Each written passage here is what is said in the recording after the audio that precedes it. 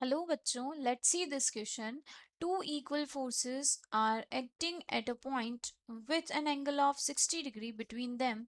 If the resultant force is equal to 40 root 3 Newton, then the magnitude of each force is option A 40 Newton, option B 20 Newton, option C 80 Newton and option D 30 Newton. Okay, देखो यहाँ पे सबसे पहले क्या बोल रखा है हमें हमें बोला है कि दो इक्वल फोर्सेस हैं। कैसे हैं? इक्वल फोर्सेस हैं, ये ध्यान रखना।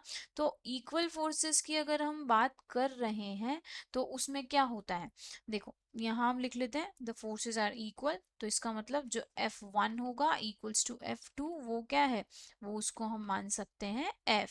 ठीक है, और जो रिजल्टेंट है वो है हमारे पास 40√3 और एंगल भी है हमारे पास 60 डिग्री। ठीक है, तो जो रिजल्टेंट का फॉर्मूला होता है वो हम यहाँ लगा देते हैं, R equals to root of F1 square plus F2 square plus 2, यहाँ इसको सही लिख देते हैं हम, plus 2 F1 F2 cos theta. ठीक है, तो यहाँ से क्या निकल के आया F1 स्क्वेयर, तो मतलब वही F square plus F square plus 2F square cos 60 degree. ठीक है, तो यहाँ से जो R आया है वो R की वैल्यू तो हमें दे रखी है, चलो यहाँ लिख लेते हैं 40√3 इक्वल्स टू यहाँ cos 60 दे रखा है। तो यहाँ देखो यहाँ कितना आएगा, F square plus F square 2F square plus 2F square cos 60 1/2।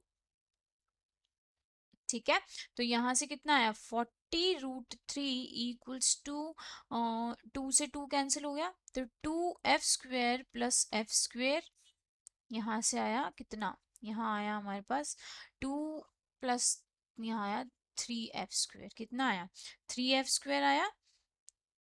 तो देखो अब यहाँ पे इनको बराबर करने के लिए, इनके रूट्स को हटाने के लिए हम क्या कर देंगे, हम ये कर सकते हैं, या फिर मैं इसको पहले लिखती हूँ F√3।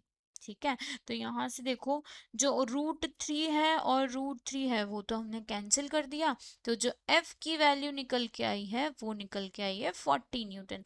तो जो दोनों फोर्सेस की वैल्यू होगी वो कितनी हो जाएगी 40। तो option A is a correct answer. All the best.